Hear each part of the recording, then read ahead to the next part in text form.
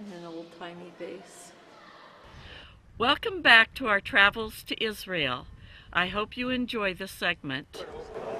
To the Sea of Galilee, which will be then dry.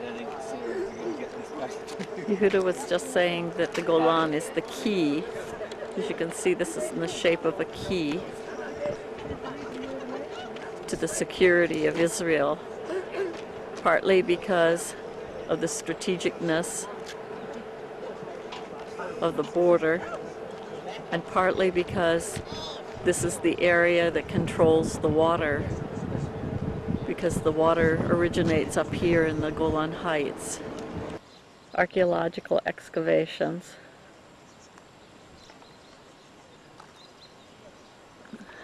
It's about that big.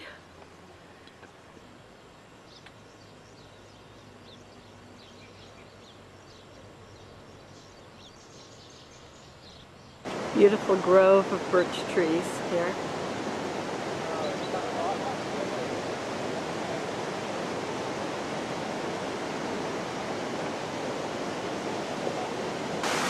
One of the original, one of the origins of the Jordan River, one of the larger ones. Isn't it beautiful?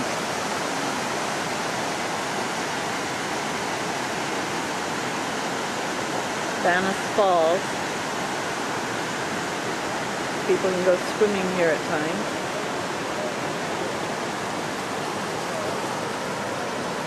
Goes right down there into the Jordan. Here the springs are bubbling right up out of the rocks, right up from underneath the rock here. Can't be contained by a walkway. See, this is a walkway all around here.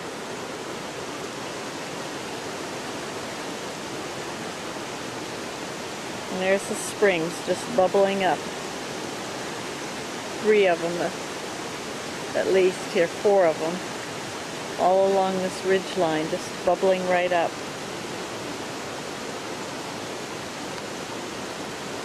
Here they're bubbling out of the rocks, out of the rock wall.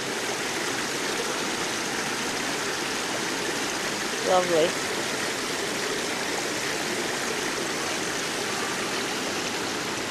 Turn around, let you see that walk area again.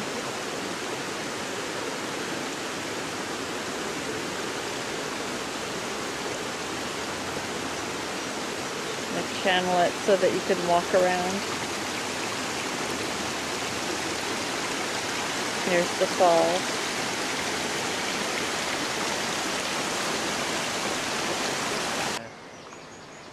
Well, the water used to come, you see, from this cave. And to gush out from the cave, from the rock mountain of Mount Hermon, until the earthquake, and then a big rocks from there just collapsed and closed. Right. Where does it come out now? Now the water comes from here. This way? Underneath, yeah. Okay. From those areas we saw springing up. You can see the Water, water, water. Mayim, mayim, mayim, mayim. Beautiful, crystal clear water. Out to the Jordan. Springs of Mount Hermon really are beautiful.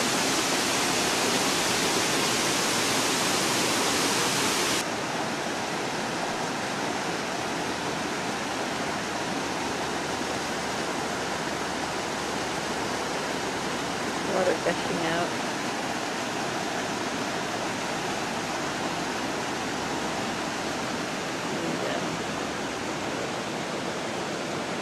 And, beautiful little park of birch trees in here.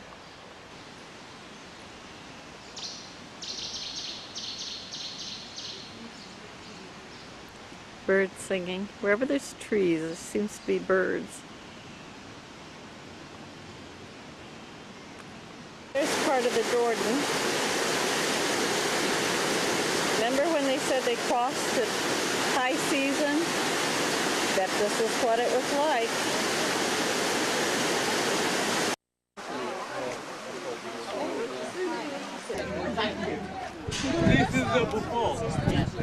This is the border. words of peace. It's looking into Lebanon. And not of war. And actually that's what's happening here. Is Israel came. It's a memorial to the friendship. Take pictures and then we go back. So driving from Israel.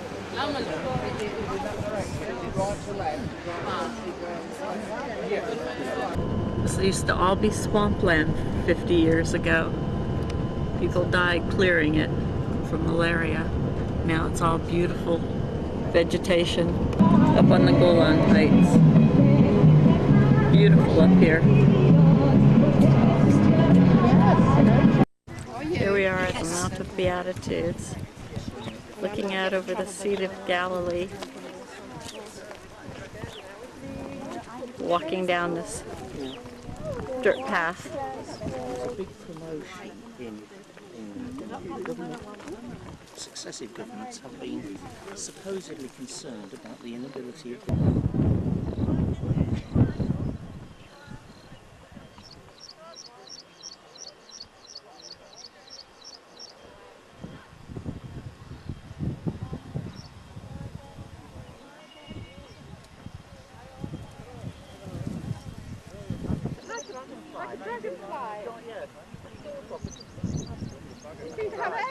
on the end of its wings. Right down here on the Sea of Galilee, on the water's edge.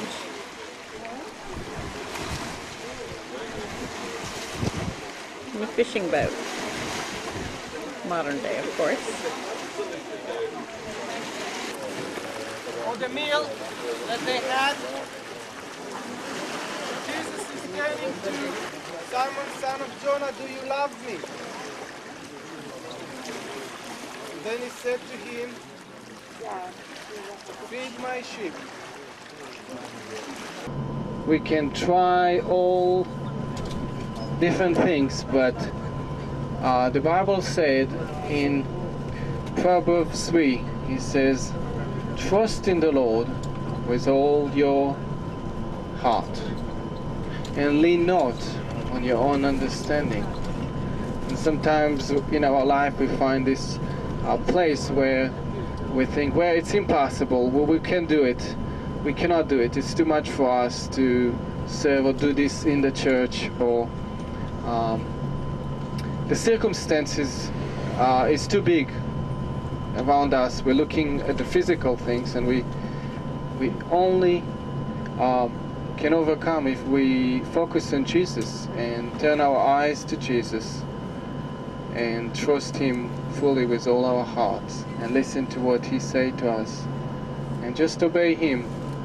And if Jesus with us, you know, He can make it happen. There's nothing impossible for God.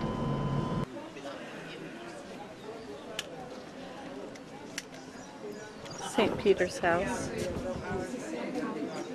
This is probably the real thing.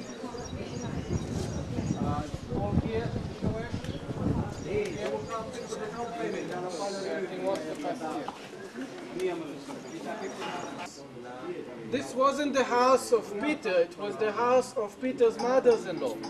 But Peter moved from Bethsaida and he came to live with the family. The bigger family lived here.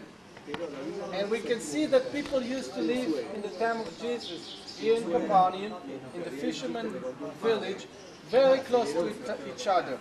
Very family-oriented. People living together. We will look afterwards from the synagogue. It happens that when Jesus is coming here, immediately the mother-in-law and Peter invite him, come and stay with us, live with us. Here's the ruins of the town of Capernaum. Black basaltic rock foundations.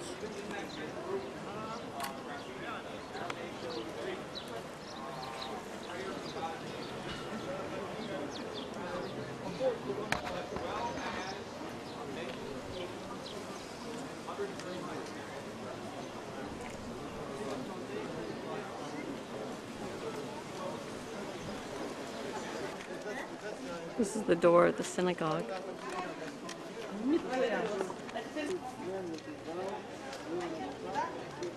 This is in the synagogue in Capernaum.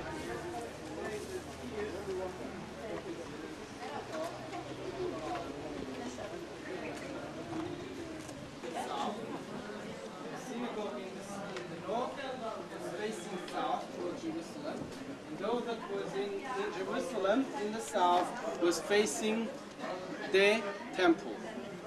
One more shot of the synagogue here.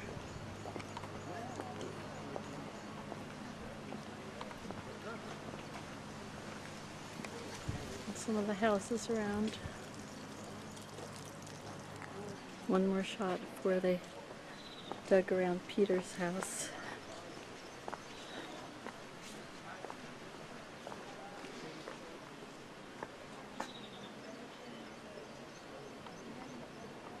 You see the octagonal shape there.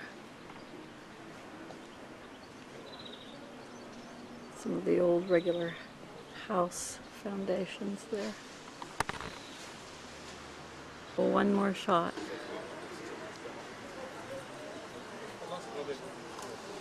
There's the steps, somebody's doorway there.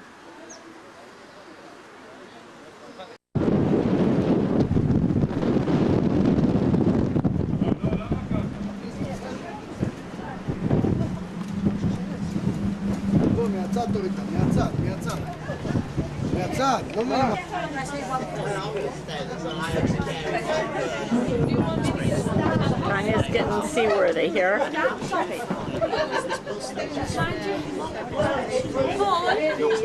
Mind your head.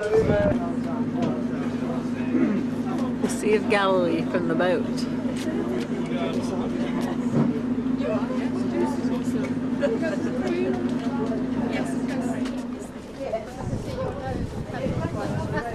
Looking back over toward the Golan Heights. There's land. There where we cast off from. You can almost see the fault that was there at the time of Peter. You can see it down here. There it is. The direction we are taking now is towards the east. It's actually, you can see our hotel, the white building right up on the top of the Golan Heights there. We go to us. It's the port right here. Near Capernaum. You can see the church over St. Peter's house there. You can see I always was. Sea of Galilee. There's the Mount of Beatitudes. Right up that way. Water's getting a bit choppy here. Swells of the Sea of Galilee.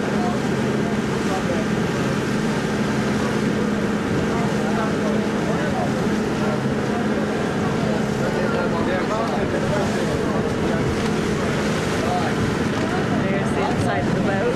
You can imagine the disciples. This is about the same size and shape as the fishing boats that the disciples used in the time of Jesus. You can imagine how it was when the disciples were all sitting around here.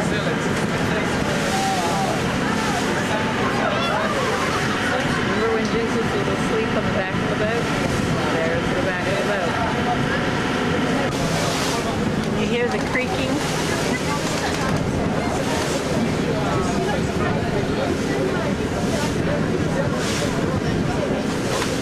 There's Tanya on the bow.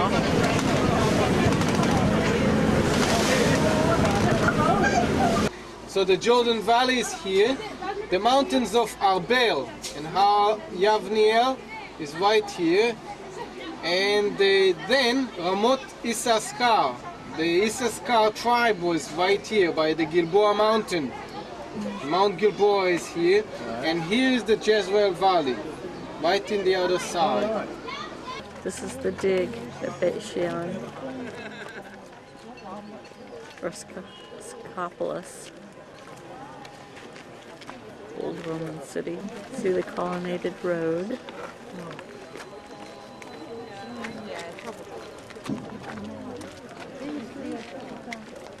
Homes. More colonnaded road. Look at that. Steps going You down. can see the restoration. Come in, come in. What's happening? Well, it's all was once covered with white, some marble and some limestone that we see, and the foundation was the basaltic black rock because they are strong. And there what's left after the earthquake, all the seats up here fell down, okay, and what left is the foundation, which are very strong. On those parts and focusing and understanding and receiving.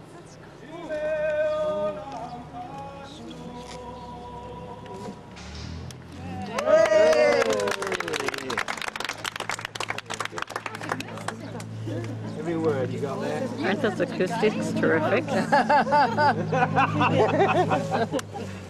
We're rather far away here. Yeah.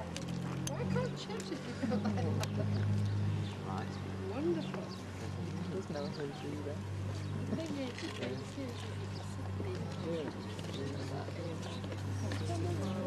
You can come down and you can walk and see. Isn't that amazing how well we can hear him? Come on, Peter, that's how I'm just sizing up.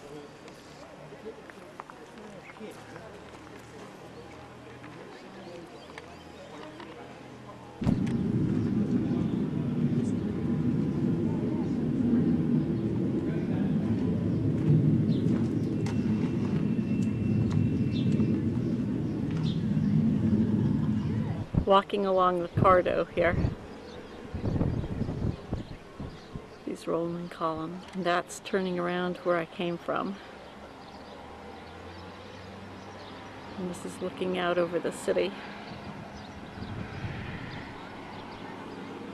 I think this is one of the pagan And they're going to altars. have dreams, they're going to hallucinate, and then they would go and tell the priest what they have got hold of, a big piece of gold that he could hold. And when he came out, the pillar just collapsed on him, and they found him underneath the pillars and found him with the piece of gold. It's interesting that Jesus tells us that in the time of his coming, he says, when he's going to take you home, don't go back to the house. If you are on the house top, don't go to the house, collect all your belongings, and he says just be where you are or leave. Don't go back. Don't look back. You can't take all the treasures of this world with you. He gave a parable about a man that built, he had a stable or a granary, and he had this year so much abundance that he built even a bigger stable and a granary. And then there comes the day where the Lord says, I'm going to take you. And suddenly find out he can't take it all with him up to heaven.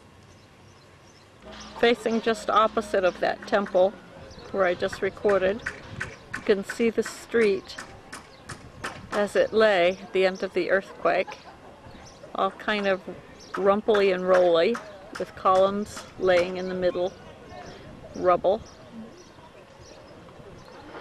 fallen columns. Here they've put some back up. And there's the Cardo from where I came a few minutes ago.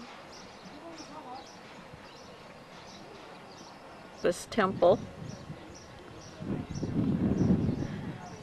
where they say the priest was found with his bag of gold or piece of gold or something under one of these columns. He had come back to grab his gold.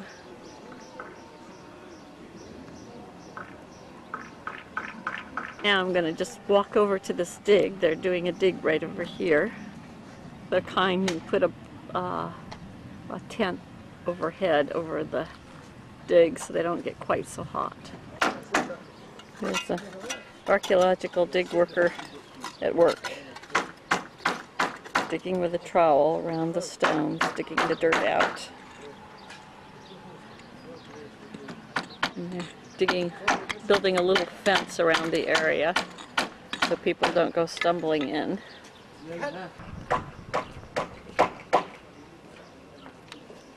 There's a little map of the city. And we are right here. And there's the Colosseum, and the colonnaded road. And there's another colonnaded road. These are probably the very steps that were here at that time. There's a white stone imported over this black basaltic stone, which is the foundation stones. They're much stronger. Here's some more colonnades from the temple just as they fell.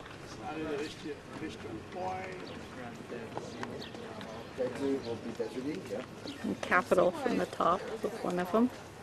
There's that other colonnaded street. Some of the stores, what remains of them.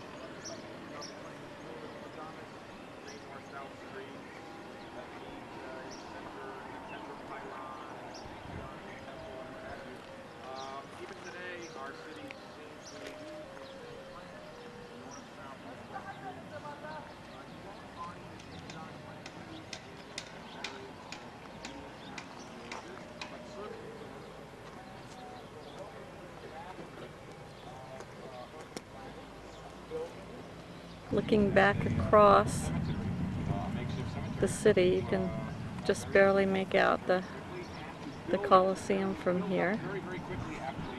Which indicates that the people were very patriotic and were very concerned about rebuilding, and they put in a great deal of effort. See, there's the Colosseum. Around to the other side where the palm trees are, and we have their own face. Stop where the palm trees are, so we have a view down. There's that temple area. Come with me. Oh, here's some mosaics. Still in one of the buildings. Here's some more mosaics on the floors. Look at how wavy those floors look.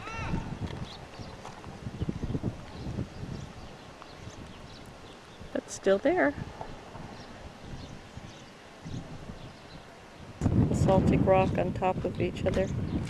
Notice the short sections. Remember how Ray Vanderlaan said that Right, anything longer and it would be too brittle and break. right. So they had.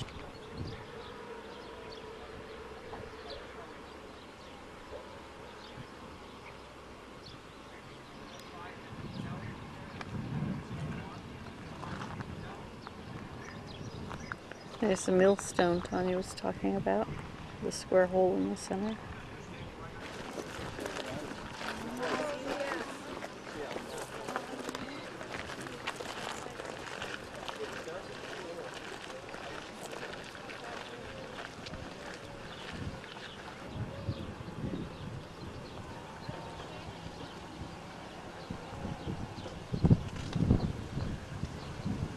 Great huge columns just laying as they fell.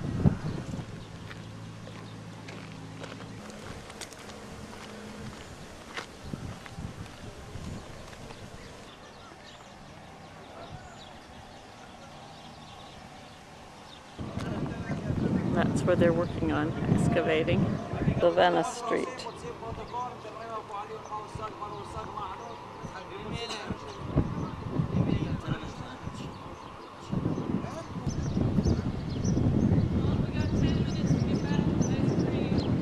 right.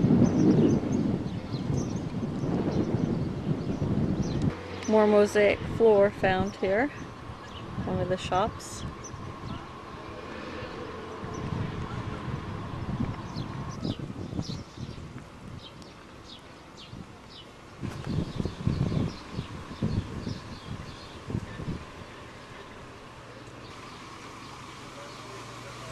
It's a reconstruction, little model. I think this rubble is the real thing. I suppose there's paintings or something right there. But that's the way he said that. We have a bathhouse. Little seats sticking out. There's another marble something sticking out. See right in there. An archway into the Colosseum. It's the Colosseum right on the other side of that. Slabs of marble and basalt square just sitting here. Look at how square and beautiful that is. Another archway. And Israeli border.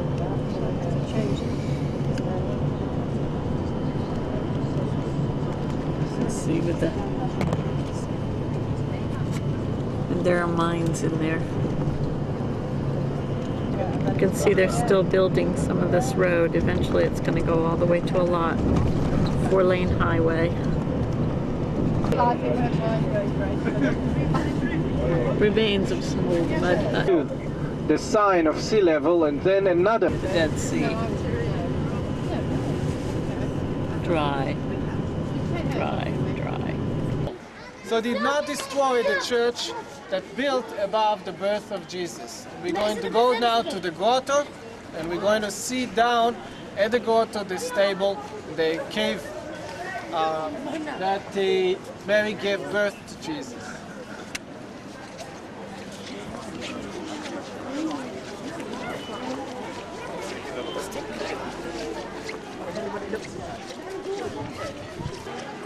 Going into the Church of the Nativity. Have to duck to go in.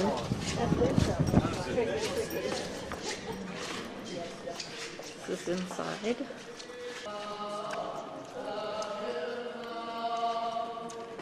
Mosaics. This is where the star was supposed to have shone down. Because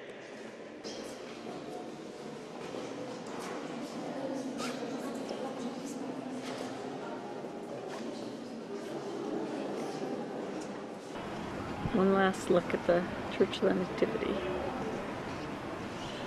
I hope that one of these days that you will plan a trip to Israel. It's not nearly like they say it is on TV.